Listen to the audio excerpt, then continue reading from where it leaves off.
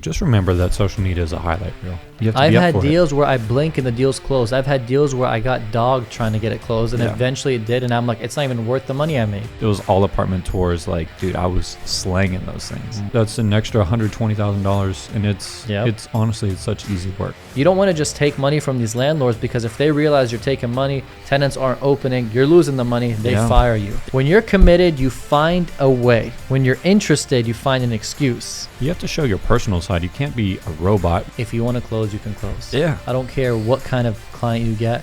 A closer will close.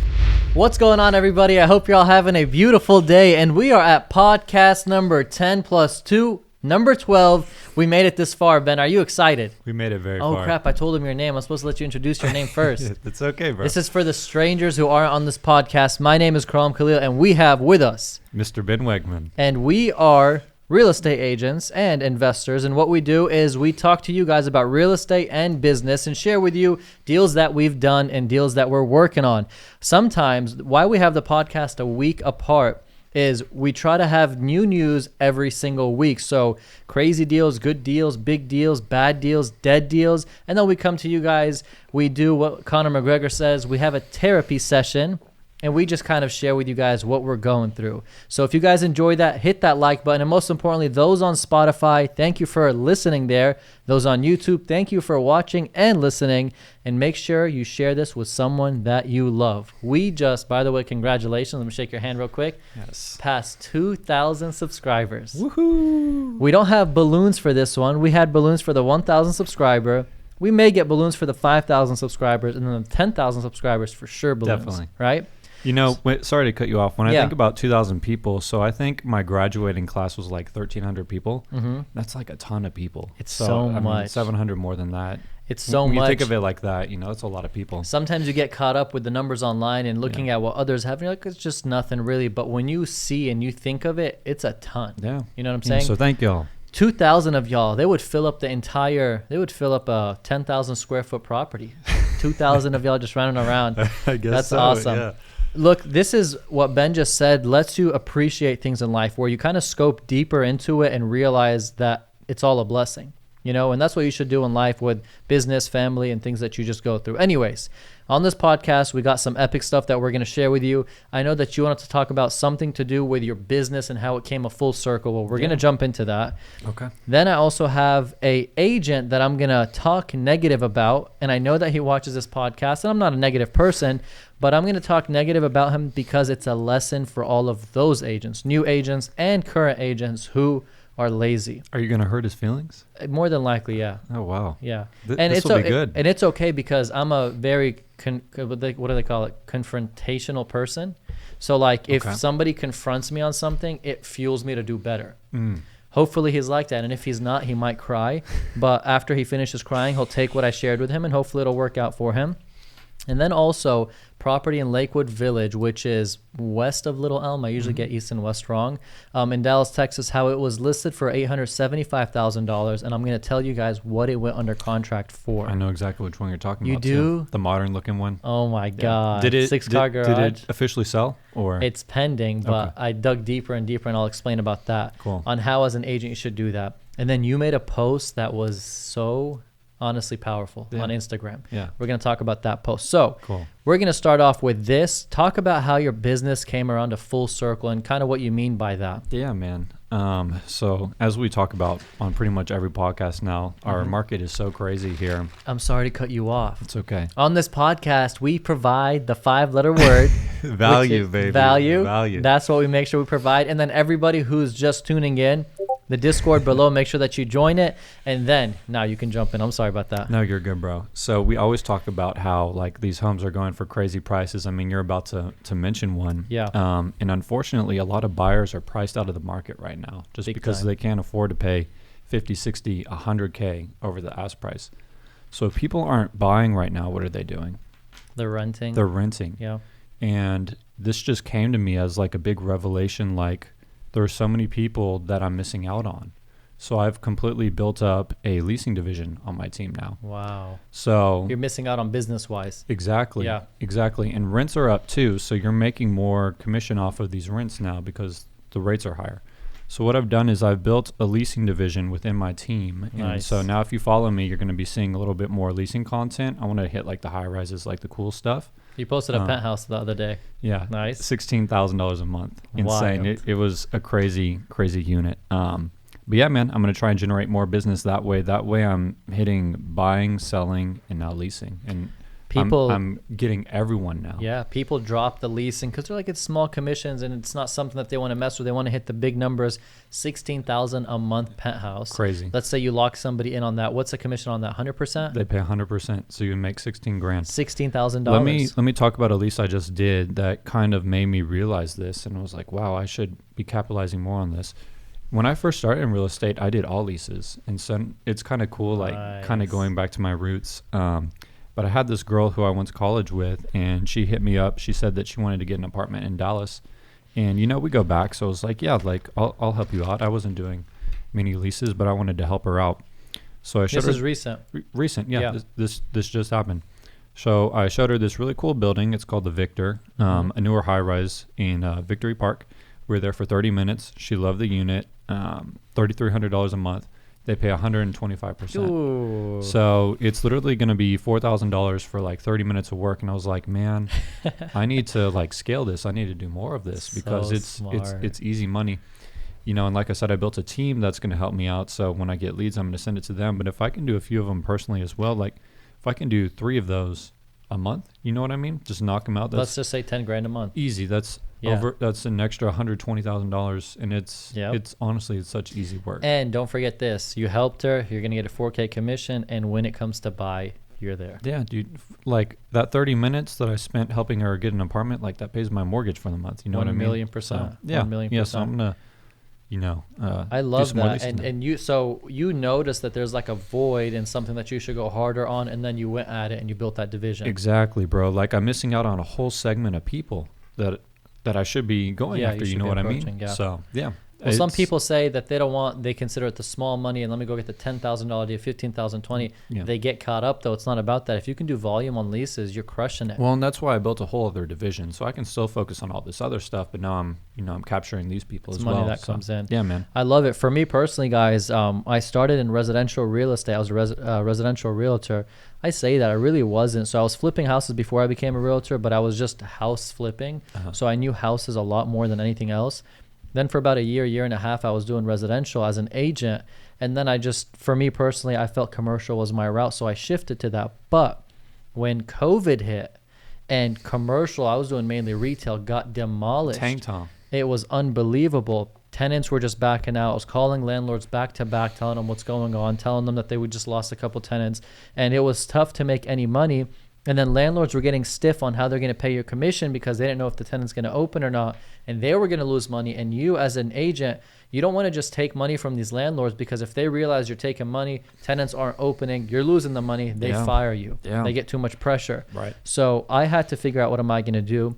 I made a transition to residential real estate and assisted clients at that time simultaneously with the commercial real estate business that I had, and that was able to offset there until things got back to normal for commercial. You're adapting to the market trend. You get what I'm saying? Exactly. So if you're good at commercial, you're good at residential, there's many that say do one and do it 100%, and that's great. But if you can do both, not 24/7, but when it's needed, you can do very well and at least what we call survive. You get what I mean? So you're hitting the leases, you're hitting the buying, you're hitting the selling, you're doing the whole circle. Yeah. And that's also like kind of something I wanted to share where I'm doing commercial mainly, but when residential comes, I'll take the 5, 20, 15K commission check all day long if I can manage it and not affect the commercial business. Sure. That's good stuff. So it's kind of like you started leasing, you branched out where people hope to get to, and now you reversed, built the team to do it, but you're still putting respect on it. Yeah, absolutely, man. It's fun going back to like these apartment buildings and like, because I remember when I first started off, you know what I mean? I'm kind of reliving.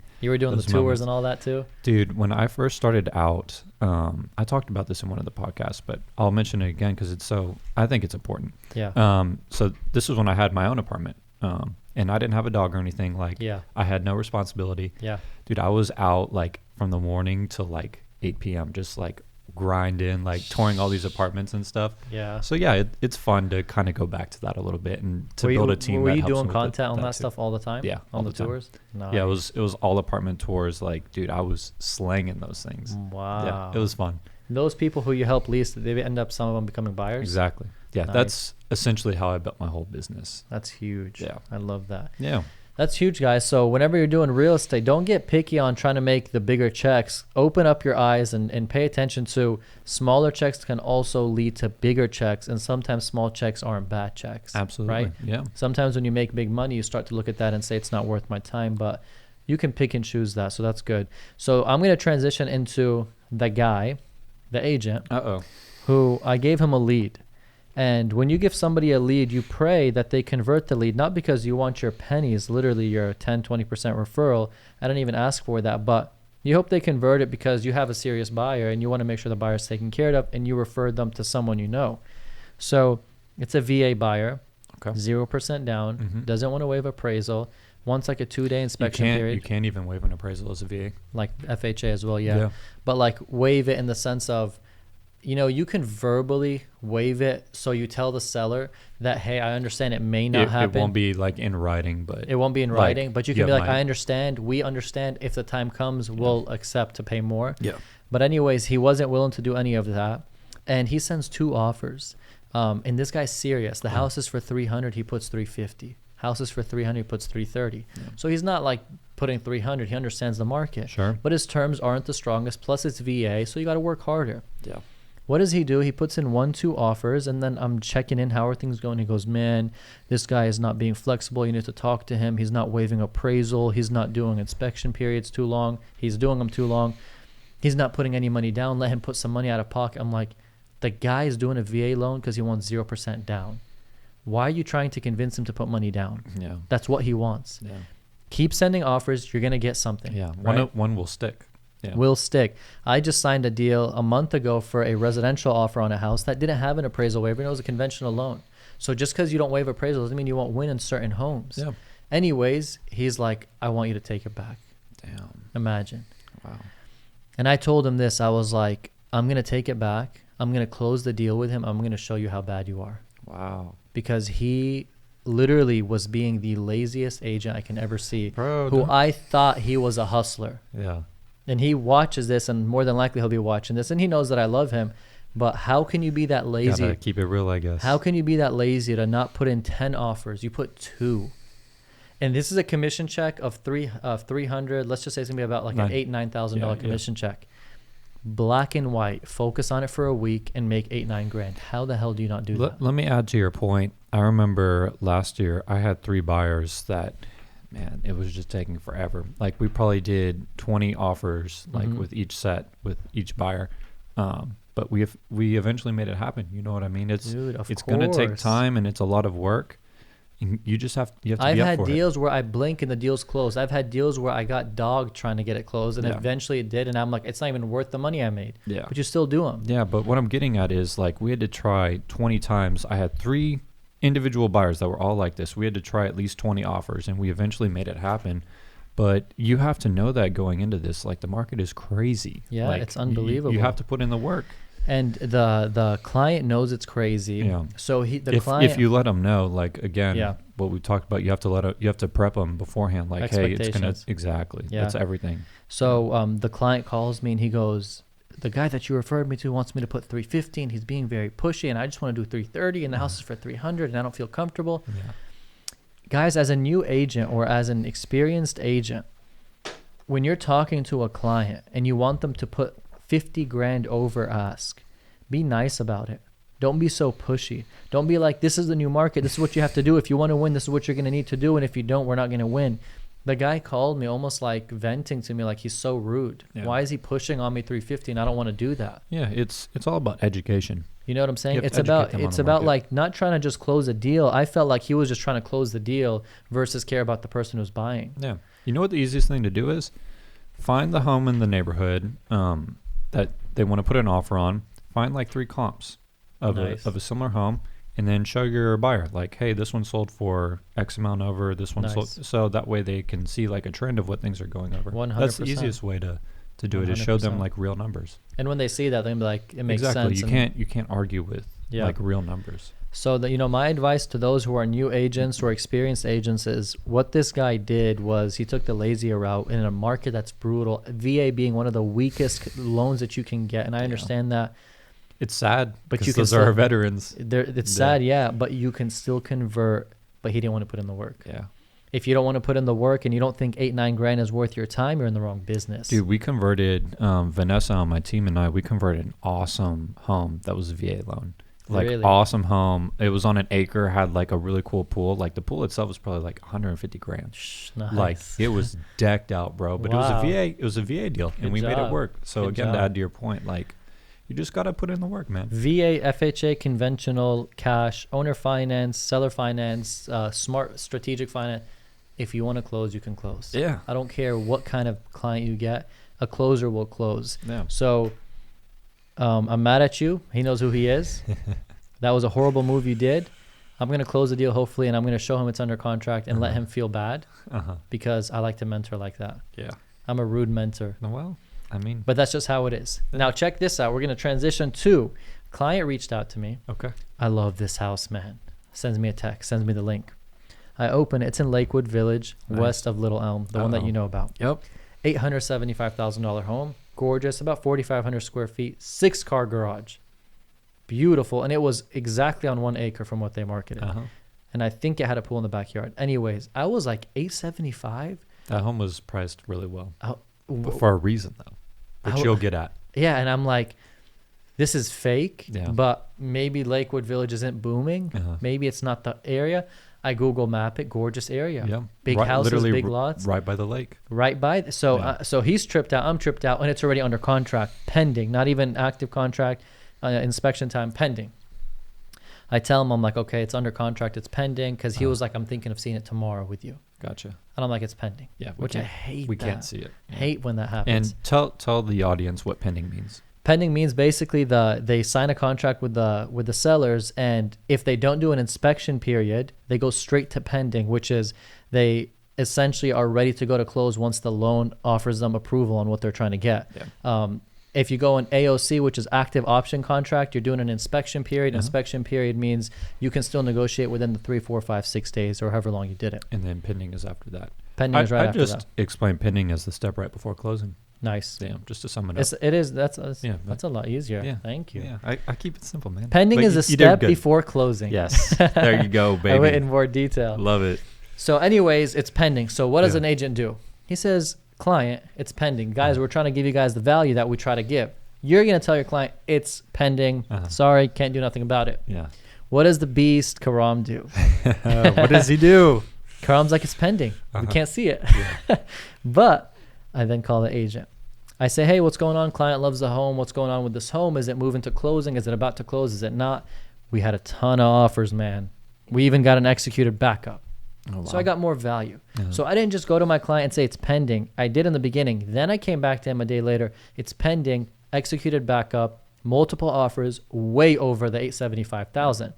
I take a step further because what? I'm a beast. Yeah. I take the step further. And as I'm on the phone with the agent, I'm just hyping myself up. I'm kidding. I talk to the agent and I'm like, who's the builder on this home? And he goes, Millennia Homes, something like that. Millennia Homes. I'm like, okay, what's his contact? He gives me it.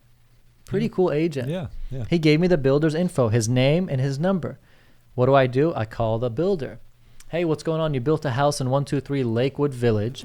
Gorgeous home, 2018. My client loved it. Do you have anything else coming soon? Do you have a lot that you're going to build soon? And if you do, how can we get on it? Yeah. He starts telling me it's tough right now, the market, the land, we can't find all the whole 9 yards. And then he tells me about that. I'm like, $875? I was like, why is it so cheap? That's such a beautiful build. He goes, oh man, it didn't sell for $875. Do you not know what they have it under contract? I was like, no, it's not closed yet, but I'll see when it closes. And he goes, it had a ton of offers, and he from what he said, which I'm going to keep up with, he said 1.1 to 1.2. Wow. I would have guessed 1.2. And that's what he said. So I was like, what does it cost to build that home today? He goes about 1.3 to 1.5 with him. Wow. He says, find me the lot and I can do it for your client. So I took all this info and I went back to my client. The value. I said, exactly. No, you nailed it. Yeah. The builder's this, the builder said that. they're under contract for this much. He can potentially build you a home for this much. I want you to know it didn't go for 875, and I know that's your budget. So you're looking at 1.2 for a home like that you like. Yeah. Gave him all that, and you know what he responded? Damn. Yeah. He liked it. Uh-huh. He loved Yeah. it. Nice. He loved it. It's not 875, but you know. But he soaked in so much new stuff that he just felt like his head got bigger. And he goes, Bet, I appreciate that. Thank you so much. And we'll be in touch. And I was like, we'll keep looking. But I just wanted to give you the insight. Yeah, that's good. An agent versus a good agent versus a better agent. I'm not saying that about myself. I'm just saying that you guys should be doing that, taking those steps forward. Yeah. Telling my client that it's just pending and we can't see it versus what I did. That guy saw that this guy can bring me knowledge and bring me info and bring me details. And the builder themselves is probably going to appreciate you as well. I locked in his number too. See, exactly. You know what I'm saying? I locked in his number and I was like, if there's anything, please keep me posted. I have a ready client. So it's good stuff like that keeps you, I believe, alive in the business. Yeah. For clients to call you back, want to do more business with you, and keep that. You got to be the person who has the knowledge. Yeah. Right. And absolutely. At that point, we spoke about on a previous podcast, I felt like an advisor. Nice. I like to do this. I feel like you get like, I'm doing this. I'm like moving my hands and Ben's like, ooh, what's he about to do what's over there? going on? You want to be an advisor. If you're an advisor, it's harder to get fired than being an agent. There's millions of agents out there. An advisor, though, people don't like to get rid of them. So try to be an advisor, which means you have the knowledge, education, you know what you're talking about. Nice, man. You got something on that, Ben, or you're just hyped up from what I shared? Man, I'm hyped up. That's really good. I like that you did that. Look at this. Yeah. Your Instagram post. Uh-huh.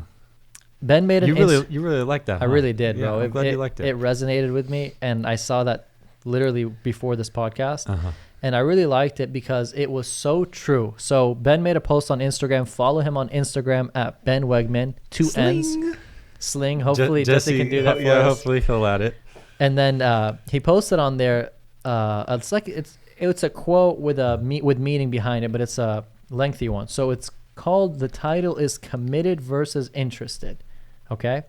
March 20, 2022 at 8:31 a.m. Oh, you was hyped up at 8:31 a.m. Early in the morning. Committed versus interested. So check this out. This is what he wrote. When you're committed, you find a way. When you're interested, you find an excuse. When I'm committed, I find a way to do what it is I want to do. When I'm interested, I'll find excuses because I'm just interested. Yeah. This is how I'm interpreting it. Yeah. When you're committed, you do whatever it takes. When you're interested, you do what's convenient. If you really want it, nothing stops you.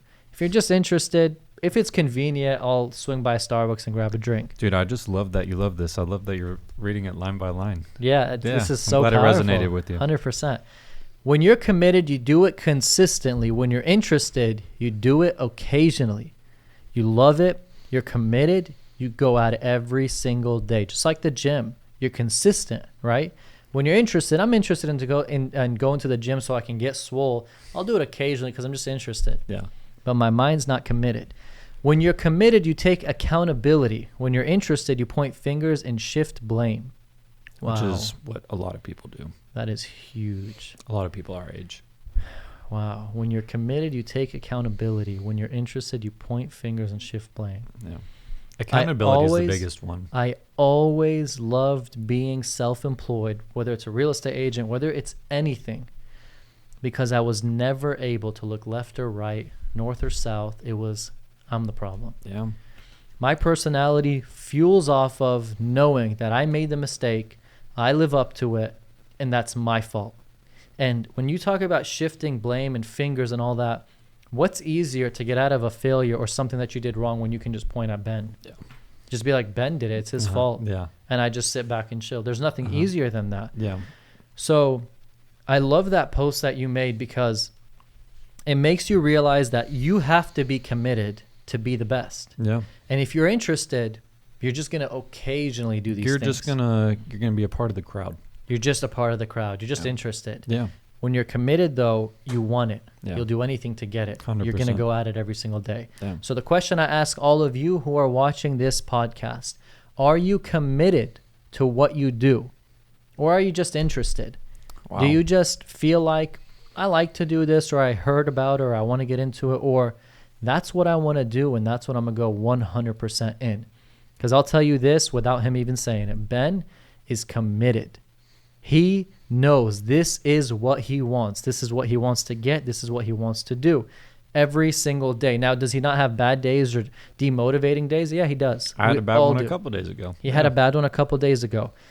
But because he's committed, the bad day will slow him down a bit, but the next day he's back up and at it again. Yeah. Right? If you're interested, though, what happens? When you have a bad day, it can wear you out. And you just kind of fall off the cliff. You just slump. Yeah. And I've had days where I've just like, what am I doing in life? I feel like this is the wrong place. I feel like I shouldn't do this. I feel like I should shift. I'm so tired of this. Clients are giving me headaches. But everybody has those days, right? Everyone, which is very important to remember. 100%. It's not happening to just And check this out. I believe everybody has, I'm talking about myself, even when you make money, those days can still come and will still come. Of course. And I mean, we're all on social media all day long. Just remember that social media is a highlight reel. Like you aren't seeing people's bad days. You're only seeing the best of the best. Let that hold up. Let's think about that. So when I post on Instagram, am I going to post when I'm depressed? No, you're going to post, a deal that you just closed or a car that you just got. You know what I mean? Or a vacation I'm in a nice that you're restaurant on. or a vacation. And when you see that times 1,000, say you follow 1,000 people, you're seeing 1,000 highlights. You're like, man, all these people are living a good life. Like, and I just had a bad day. Like I'm doing something wrong. Remind yourself that social media is just a giant highlight reel. Like it's okay to have bad days. We all go through them. Some of us will post them, but most won't. Yeah. And just keep it moving. That's huge. I made a post one time. I think it was in the Discord, which is linked below. And one of the people in the Discord is like, it's nice to know that someone's talking about mental health. Yeah. In real estate. Yeah. If I'm gonna speak based on real estate because I really don't know anything else. I started it when I was 18. I didn't go corporate. I didn't go anywhere else. It's just kind of what I know. Real estate, in my opinion, is the most draining ever career that you can get in if you don't know how to work your mental state. If you don't know how to take things the right way, the wrong way, if you don't know how to soak in things. Yeah. I've had clients that drained me. I've had deals that drained me. I've had moments where I'm just like, are you kidding me? When COVID came and I had 4 or 5 million in deals where I went on a honeymoon, where I got married, where I paid for the wedding, where I based everything off of those commissions, which I always preach, do not do. Yeah. I did that. Yeah. And I came back to all those deals die on a Monday back to back. Tell me a career that's more stressful when your entire bank account is in people's hands, where you hope they don't wake up one day and shift. I don't want this property anymore. Yeah.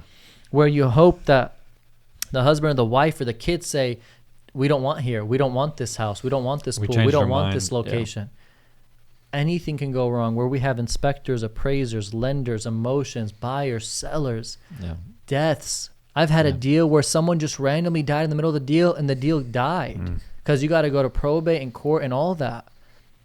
So I got a crazy one to talk about, but it's going to be for a later podcast. It's happening right now. Yeah, it's a crazy one. And this is what we share, guys, on the podcast is we bring real stories. So he said on the later podcast, because we're talking an active situation that's going on with him. Yeah. So for you guys who are in real estate or really in business or anything that you guys are in, understand that it's tough. Understand that you can get drained. Understand that a client can make you cry. Not because they're rude clients. They could be rude, but because there's a lot behind that rude client for you. There's your monthly bills with him or her. There's your way out to something else that you were trying to do. There's your connection of a really important client that something happened. It wasn't even your fault, but it happened and he got or she got mad at you and then you lost something else big that you were hoping for. Yeah. Happens, man. It's brutal. Yeah. You get what I'm saying? So for all of you out there who are going through something that's tough, push through it and know that you're not alone. We all go through it as well. And that's a huge reason why I preach continuously to join the Discord, which is below, because in the link below, because we're there. And if you have a question, you ask Ben and I, and we can answer it for you. You have a problem, send us a direct message. I got a direct message the other day of somebody sending a letter of intent for a commercial space. And I went through the whole LOI and I corrected things and I changed things and I adjusted things. That's value. 100%. And this commission that they'll make from the Discord, maybe like 7-8 grand, right? They're taking 6%. Yeah. Which they're hustling. They don't think I saw that. They're taking 6% on the lease. And they're paying $39 a month. And they're paying literally $39 a month. And I went through the whole lease. And let's say I helped her close that deal, then she's gonna make 8, 9, 10 grand. Insane value. And she had some mistakes in the LOI where it would have put her client in a bad position. Yeah. Where's her broker? Yeah. And then going back to accountability, that's another thing that we do in the Discord. We hold everyone accountable. Beautiful. Get everyone fired up. Beautiful. Remember why you started what you started. 100%. So that's why the Discord, I feel like if you're going through a tough time, if you feel like things are tough on you, if you need that guidance, we're there, and we'd love for you guys to tune in on that. So we're going to shift to another thing that there was a lot of shifting in here, but this is this is how to be a boss at a listing appointment. Okay. So you guys want to go get a listing and you're going to your appointment. Other than being like Ben, putting on the rollie, putting on the suit, jumping in the Range or the future G-Wagon. Ooh, other than dropping that, bombs. Other than that, this is how I personally go to my listing appointments. You show up to the meeting like you already got the listing. Love it. So when I talk, I had a listing appointment last week, and he invited me to a restaurant, a place called Istanbul Grill on Cooper Street in Arlington. Okay. Good place. They also got one in downtown Fort Worth, their second location. And this is like when I got in there, he's in the far corner. He's just sitting, chilling, older guy. And it's like he owns the restaurant. But he's a very frequent person there. Gotcha. It's funny because when I went to pay for the tab, he was sitting there. I was sitting. I got up to act like I'm using the restroom to pay for the tab. And the lady there who I was trying to give the card to, she goes, no. I'm like, I'm trying to pay for the tab. She goes, he be very mad at me. He say, anyone come with me is my guest. I have to pay. Oh, wow. So did you pay or no? I push, no. And he was on the phone. He saw me from a distance. She walks straight to him. He takes out his wallet. He hands her it as if nothing happened. Wow. So anyways. You tried. I tried. I'm sure he appreciated that. For sure. Yeah. So my verbiage with him was, when I bring you a tenant, do you like nail salons? Do you like barbershops? Do you want these type of tenants or do you not? When I bring you a tenant. Love it. When I list the property, how do you want me to lay out things on the marketing? When I list the property. You get what I mean? Yeah. Yeah. So every response he was giving me was when you take it, when you get it, when you list it, when you do it. Because it's an indirect. He's like, this guy already got the listing. Love it. You know what I do? What? Sorry to cut you off. Yeah. I say, when I sell the home, where are you moving to? Really? Ben, when you sell the home, I'm moving to XYZ. Nice. Yeah, So you do it too? Yeah, that's funny. My God. That's really cool. So I did that with him. I went into this listing appointment, secured it. After the restaurant, we drove to his shopping center. It was a 12,000 square foot shopping center, beautiful building. Nice. It's stucco design. It's got the Mediterranean roof. It looks like it's in Florida, right across Walmart, which is a lot of traffic there. Yeah. And it's 2 suites he has, maybe 4,000 total square feet. But he's like, I own 5 acres here, 3 acres here. I'm building a 65,000 square foot warehouse here. He's a big player. Big player. Yeah. And I'm like, if I just fill these 2 suites and he likes me and I stay up to date with him, and I take him out and we build a relationship, he's going to be happy with me. I got all this other business. It's all there. It's all coming. So how to be a boss at a listing appointment is when you get there, know that you already got it. I never in my life went to a listing appointment as if it's not my listing. Yeah. Ever. Yeah. Maybe I'm cocky doing that. But it's happened where I've done it and I didn't leave with a listing. Yeah. It just didn't line up. Yeah. But I've never went there where I tried to pitch myself. Sure. Because if you reached out to me or we connected from someone else, the pitch was already done. Yeah. That's why we're sitting together. You already know. Exactly. You get what I'm saying? Yeah. And when I show up and I'm trying to lease your shopping center and I got 1, 2, 3, 4, 5 shopping centers with my signs right around yours, like your work should speak for itself. Yeah. You get what I mean? 100%. So whenever, just drive around the area, look at all my signs. It's like, wait, what? Yeah. Did you not see my signs around the area? Dude, you know what I think is cool? When people will tag me on Twitter, they'll take a picture of one of my signs out in the yard. Super cool. They'll be like, I saw one out in the wild. Super. A Ben Wegman sign. I think that's really funny. That's hilarious. I have, when I posted that one shopping center I'm talking about, I had like 2 or 3 people say, that's crazy. I live down the street from there. And I saw the sign. Yeah. They're like, I live down the street from there. And they just know. I never really post my signs. Well, I'm just not going to go into why. Sure. It's a long story. But I never really post. I just show the real estate. Yeah. You get what I'm saying? Yeah. But it was cool because people who live there were like, wow, like this guy is performing. That is He's cool. in the shopping center down my street. Yeah. So it's pretty cool. So guys, if you're going to a listing appointment, go up, show up like you're the boss, like you already got the listing. Be respectful, be humble, but speak with knowledge, and then you'll end up winning it. Love it. Not hopefully, you will end up winning it. So do we transition into questions? We do. All right. So we got some real good questions that we're going to dive into. It's probably going to take longer than normal because these questions are good. Oh, wow. We're going to start off with Thomas Martinez. Yes. Not a question for myself, but more for the beginner agent that might find this valuable. As competitive as the market is right now, what negotiations are you and Ben advising your clients to take in terms of getting an offer executed against multiple offers? Good question. Thumbs up. So what are you doing to tell your clients to win a home in this crazy market? There is all sorts of stuff. So obviously, you make them offer as much as they can. The higher the number, the better. But also, does that mean you're not looking after your client? Stop. That does mean I'm looking after my client. No, it doesn't mean. People actually think that. Like if I'm like right now, I told one of my clients, you want to win in this house, you got to put the highest you can put. Well, you put the highest you can put, but also that you're comfortable with. Within reason. Exactly. So we're not looking after them, but this is a negotiating market. Yeah. If you want the house, you got to do what you got to do. Exactly. You know what I mean? And we're going to hold your hand along the way. Nice. But yeah, doing the highest amount that you can do. And then terms are really important too. So if it's a newer home, and this one is be cautious with this one. If it's a newer home, something that you can do to really strengthen your offer, which we kind of talked about earlier, is you can waive the option period. Mm-hmm. So you don't anticipate that many things will go wrong with the home because it's a newer home. Like you're not really worried about roof, foundation, all that good stuff. So if you're able to waive the option period and you're able to send it straight to pending, that's definitely a huge plus in your offer. Like whenever I have listings, like if people do that, it's like, oh wow, I really like this offer. But again, be cautious when you do that, and I would only recommend doing that on a newer home. On an older home, I'd say 5 years or older. Mm-hmm. Probably don't do that unless your client is cool with it and they know the repercussions.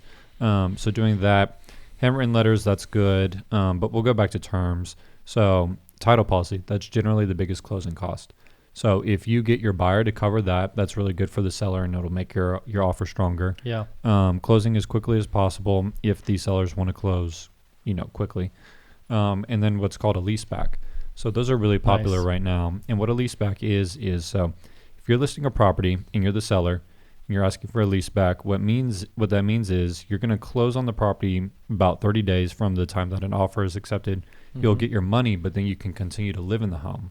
The seller can continue to live in the home. Exactly. The seller can continue to live in the home. They're technically leasing it until you find your next home.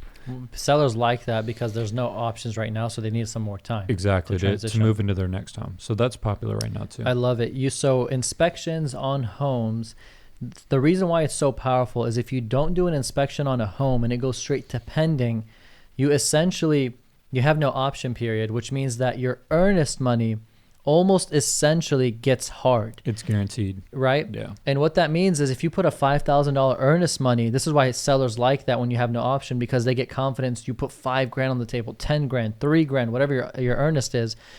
They like to see that it almost went hard. So when you're in inspection period, you have time to negotiate and easily back out. Yeah. When it goes pending, you need to have a legit reason. Did the lender default? Not default. Did the lender not give you approvals? What's the reason for you backing out?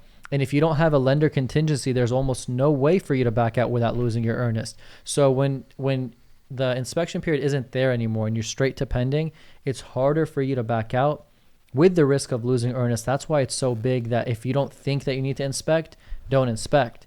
Me personally, if it's a 2010 home, 2005 home, 2015 home, I'll walk it from my experiences of doing the rehabs and stuff for homes. I don't care to do inspection periods because if there is a $3,000 problem, I just can tell it's a $3,000 problem. Now, foundation, roofing, plumbing under the ground, things like that, you can't really tell. Mm-hmm. But generally speaking, when you walk into a home that's well maintained, you can almost know certain things. Yeah. There's always surprises, but 2010, 2015 home, I'm not too worried about. And if I get hit with something, I got hit with it. What it is. But I still won the house that I really personally liked. And another reason why sellers like no inspection period is obviously because then they don't have to repair anything. Beautiful. So no inspection periods makes it so much more motivating for that seller. Thomas Martinez is a real good question. Love it. Hopefully that gave the value. Now we have some other real good questions. Look at this. Okay, how do I say this? So Dawan.Holmes. Do you ever fear waking up and losing it all? All the sales, the podcast, literally everything. Not really. Not like, I don't know if it happened. Like, I never really thought of that. How would you lose it all?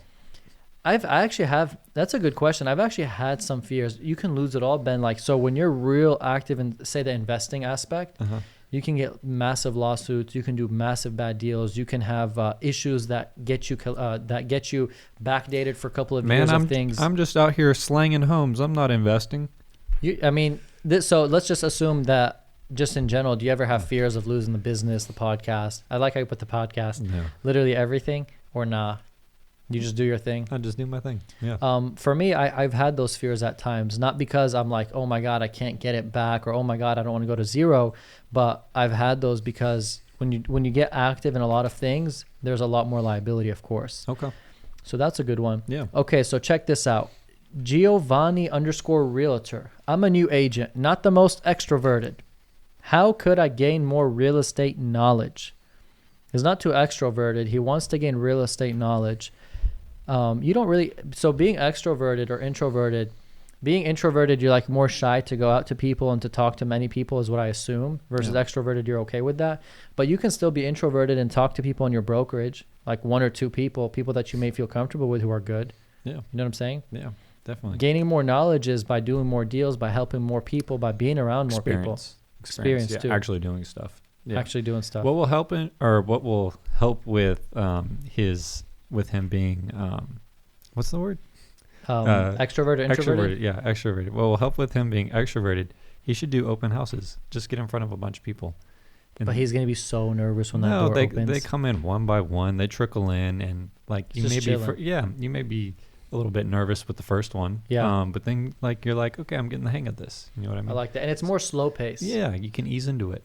But you should get the knowledge from the agent who has the listing, and not just go naked, literally not knowing nothing. You know what I'm saying? Yeah. Don't go naked. Don't go naked, and the open house aspect is cool. And also talk to people within your brokerage. I know that, they're the first people who you anyway spoke to get into the brokerage, so make sure you talk to them. Yeah, ease into it. Hopefully that helps. Yeah, because I'm definitely more introverted than I am extroverted. Nice. But yeah, you grow an extroverted side. Yeah, just through experience. Yeah. I love it. Yeah. Pablo CJ 713. Difference between big commercial firms and smaller firms. So I'll let you get that one. A big commercial firm has a bigger database. They have more leads, more connections, more people who've called them before, who want nail salons and barbershops and restaurants and all this type of stuff, mechanic shops, where you can just go in that database and start to target market them. Smaller firms don't really have the strongest database, where a big firm like JLL or CBR, let's say CBRE, for example, you're selling an investment property. Before you even list it, they got a whole database of people ready to close for $10, $20, $30 million investment properties. You don't even got to market it. They already got the people in-house. Smaller firms, though, I love them because they may not have the biggest database, but they have more intention towards you, more care, more assistance, more help, more guidance, more one-on-one looking at your deals and making sure you're doing them right. So great answer. If I'm picking a big versus small, I'd be very cautious to go with the big if I'm really trying to get that care. I like that. This one's for you. Colby for president. What? Oh, for president. Colby for president. We can have a new president? Should a realtor change their Insta from personal to a business account? Nope. Just have one personal. I'll tell you why. Why? Because people want to work with people that they can kind of vibe with. You know what I mean? Like, if they see me posting like my shoes and stuff, they're like, oh, I like shoes. Ben likes shoes too. Like, we can connect over that. We can bond over that. Yeah. You have to show your personal side. You can't be a robot. When you make a business page, it's like listing of the day. It's so blah. You know what I mean? Yeah. You got to spice it up. So that's why the personal page, it's so important. You're showing who you are. I love it. Some people may not want to work with you, but I guarantee you more people will want to work with you because they can relate to you. So, I love that. So you post like, let's say watches, shoes, cars, real estate, music, restaurants. That's a real big thing that people bond over. love that. Just showcase who you are. I feel like that's so important, and I think it's definitely really impactful on how I've been able to build my business. Is just being myself. Very cool. Yeah. That's a good question. Let me see the name again. That was a really good question. Colby for president. Maybe he will become president. That's good questions. Yeah, man. Abe.flx. Abe, is that you? Okay, so Abe asks, what do you or Ben like to do for fun outside of real estate? Nice. Basketball is my thing, man. There's no way. Yeah, bro. Nice. Yeah, That's really cool. I love basketball. Well, if you shoot hoops, do you feel relieved? Yeah, that's a really big stress reliever. For me, it would be football is very hard to play because you got big field, you need multiple people and all that. Sure. I would just go to Field House in Mansfield. Okay. Play basketball there. Nice. I used to go to 24 Hour, play basketball there. Lifetime, play basketball there. UTA, the university, friends who are still there or friends who have access will go play there. So basketball, it's the easiest thing to get to, and I love it. You the point guard? Point guard, yeah. Okay, nice. But people when I play with people, it's point guard. I'm shooting guard, point guard, center. That's funny, bro. It's not organized, but yeah. I like basketball and. What else do I do? Yeah, I like to spend time with family. That's really big for me. Time with family is nice. Yeah. Yes. I don't know what else. I mean, I check my phone. I'm going to get back in. You said I check my phone. I'm going to get back into reading. We were talking about this before the podcast started. Yeah. My buddy sent me a book that he's really loving, so I'm going to check it out, and I'll give it to you afterwards. I'm excited. Yeah, I want to get back into reading too. I think that's about it. Oh, I love playing pool. Oh, I love playing really? pool. Oh, my God. Are you good at it? I mean, I don't like to hype myself up, but I can play. Yeah, nice, man. Nice. I just bend my back real low. I hit the one eye, boom. See, I got long limbs. It's like... Yeah, but it'd be good for you if the ball's in a far angle. Yeah. Yeah, so I love playing pool. Actually playing pool, talking business, just kind of hanging out. I love watching UFC. Yeah, you tell me UFC is at 7, 8 p.m. on Saturday. Don't think I'm anywhere other than there. I like that. Yeah. So, another thing I like to do is watch movies. I like to go to the movie theater. That's like the perfect escape. You told me that really cool one. I still haven't been to it, but every time I try to, those seats that you're talking about, like the sofas, the premium ones, they're booked out. Yeah. But yeah, that's cool. So that's what we like to do. Thank you for that question. All right, let's get this next one. Ari_Manny. What are some important questions to ask when interviewing a broker? Important questions to ask. First that comes to mind, obviously, what's the split? Nice. So you know what you're taking home. Very cool.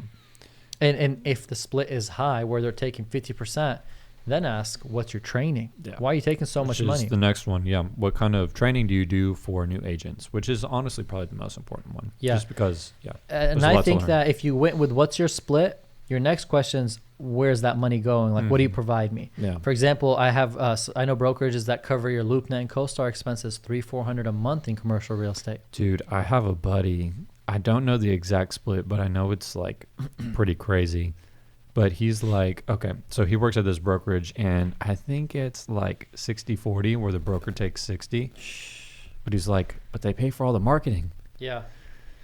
Like, I guess, but like, how much is marketing really cost? Yeah. I don't know. And the broker like puts their name for literally all the listings, so they like don't get any credit for it. It's like, he likes it. He likes it. I see it. I hear it, and I know what you're talking about. Yeah. Yeah.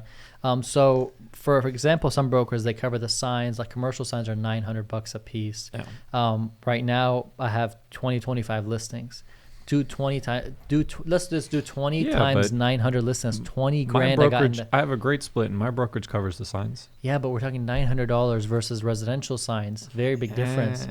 So I got 20 grand in the street, and I have 2 signs. 20 grand in the street, literally. I have 2 signs that this last week broke over. Oh man! So I got to call the guy to go fix them. $300 just to fix it. You know what's so funny? Yeah. I had a piece of land that I put a sign on. And I was like, I wonder if someone's gonna like jack this. Like, the sign? Just take the sign. Yeah. Maybe someone who doesn't want you to sell the land. Yeah. So you got to worry about that, but yeah. So the question really mainly is, what's the split and like what's the training? Make sure you're getting the value of whatever it is you're giving. Those are the most important ones. Yeah. It's Watson. It's Walton _ We got 2 more questions. We have more, but 2 more questions are real good. Cool. It's Walton _ You're 19 years old. 1 year and haven't closed nothing. You still can't drink yet. That's a big problem right there. That's a problem? Well, for me, yeah. But he's 19, Yeah. 1 year, and he hasn't closed anything. Uh-huh. How would you generate business? Apartment leads or apartment leases. Nice. Because people your age are not buying, generally speaking, they're renting apartments, Mm-hmm. which I got in the business when I was 21. It's the same thing, 19 to 21. It's not a big difference. Yeah. People are just now starting to get their first apartments. So post a lot of content of apartment tours. Nice. Yeah. So and build your business doing that. do you have any advice on like, okay, so he needs to find apartment leases. Mhm. Is it really just a sphere is what he's looking into to get? Is there like a place where you can get leads for apartment leases or You got to generate it. I Okay. mean, you got to hustle. You got to hit a bunch of different complexes, get the specials. That's really big, is promoting what specials they have. Like, oh, this building is offering, your first 2 months for free.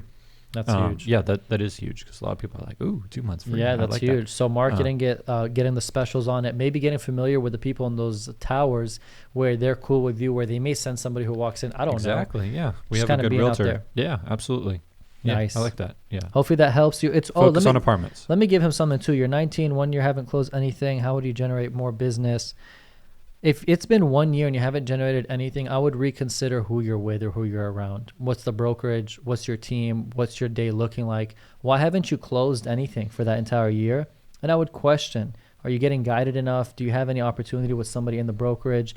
Are you in the wrong brokerage? I know people who flip-flop brokers, and I hate that because they blame the broker for their not success. It's your not success, but sometimes brokers can give you that boost. So maybe consider if they're not doing anything, you may need to pivot. Yeah. Maybe. Last one, Daniel 1 Rengifo. I'm a student at UGA right now and got my license. So they're a student at UGA. UGA, I have no clue where that is. University of Georgia. University of something. Georgia, Armagon. All right, Wow. I got my license. Okay. Is it worth moving to a hotter market that's not GA? GA, I think it's Georgia. Yeah, GA, Georgia. Is it worth moving to a hotter market? So I guess, is he living in a suburb maybe? I mean, obviously we can't Yeah. ask him, but I don't think it's worth it. I think that wherever you're at, there's always business. yeah, I would assume he's living in a really rural area and he wants to go like more closer to the city. So I judged too quick, maybe. Yeah. Okay. That would be my guess. I would say, yeah. I would say go where the money is. Like Ryan Serhant did. Yeah. He busted a trip to New York, Yeah. spent $1,000 a month until he felt like he was going broke, and he Yeah. kept doing it. If you can't, I mean, you can only sell so many ranches out there, I guess, Yeah. if it's so rural. No, for you know sure. what I mean, yeah, I would go closer to where the action is. Go closer to where the action is, but you got to have money saved to do that. So it's a Yeah. big expense. Yeah. Or, Daniel, maybe drive the hour and be active in that area every day. Wake up at 7 a.m., get to Starbucks in that city at 8 a.m., be active on the listings there, be connected with a brokerage there, and then do business for a year or two, build it, sell stuff, see that it works, and then actually move without making that full commitment. Sure. Because That's maybe good. you don't Yeah. perform. Gas is expensive though, Karam. I know. That's why they got to get a Tesla. All right. Oh, this is the last one. They gotta get it. This is a question from the Discord, so we're going to put that respect to Hector Nice. Ramirez. All right. What are some strategies you can do to attempt to get another listing in a neighborhood you just sold a home in that you had listed? Easy. Have you gotten multiple listings in the same neighborhood? Easy. You put up flyers. Like, I just sold this for, you can't say exactly what you sold it for, but be like, I sold this for 15% over ask price. If you Nice. did, obviously, like, be honest Yeah. with it.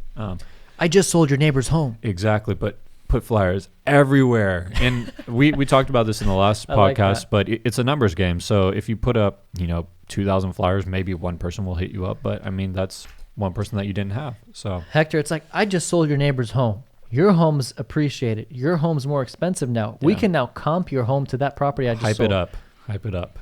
And I just sold it in 2 days. Yes, exactly. I'm the best agent. So I Yeah. like that. Yeah. Yeah. What Um, else does that? I mean, You there's literally, other things. and many don't like this, you can literally door knock. So Yeah. I sold one house on a street called England Parkway, and I door knocked. It was a lot of luxury homes on the pond view, Mhm. maybe 60, 70 homes. There wasn't that many to walk. So I just walked them within a couple of days. I walked 20, walked 20, walked 20. Karam, were you nervous? I was in a suit. I was nervous. Yeah, I hate door knocking. But I do it. You got to do what you got to do, right? Dude, one time I was doing a house that so before I go to the auction to buy houses to flip, I go physically see the homes. Okay. Actually, I don't know if I can. I don't know if I can say the story. Kick down the door and So you go on these properties, You don't trespass, but you go like to the front door and you try to get as much info as you can. Like, is there termites? Is there found bricks cracking? Is the landscaping overgrown? Is the garage dented? And you take those notes because when you buy, you got to repair that. Right. So there's a screen door there, but it was a pitch dark screen door. And behind it, you can't see if there's a door there, if the home is open, what. It's just a black screen door. And I was standing in the front of that door, and I haven't rung the doorbell yet. And I was just kind of like looking around, literally inspecting the home, acting almost like I'm about to ring. And after I inspected, I was about to ring. But before I ring, all I hear is, "What are you doing here?" Oh, God. And it was a guy standing right behind the screen door, almost looking at me the whole time. God. I literally crapped myself. "What are you doing here?" I was like, "Oh, nothing. I'm just here trying to do solar panels and see if you, if your roof needs something." There's tactics to stuff, guys. Yeah. There's tactics, and we come over here on the podcast to be as transparent as we can. Oh, not you closing the laptop. Yeah, I closed the laptop. It's game over. And be as transparent as we can to give you guys the value, to give you guys the excitement, the reality of business and real estate and in business in general. This is podcast number 12. 2,000 plus subscribers. We appreciate you guys. We value you guys. And we're grateful for every single one of you. If you haven't already, hit that subscribe button. It's for free. We get happy. Hit the like button. It's also for free. We get happy. It's for the algorithm. For the algorithm to push this video to other people like you guys. Share this with somebody you love. Listen to it on Spotify. Shout out to those on Spotify. And most importantly, ask any questions you have in the comments below. We'd love to answer that for you. We try to answer every single comment that comes in.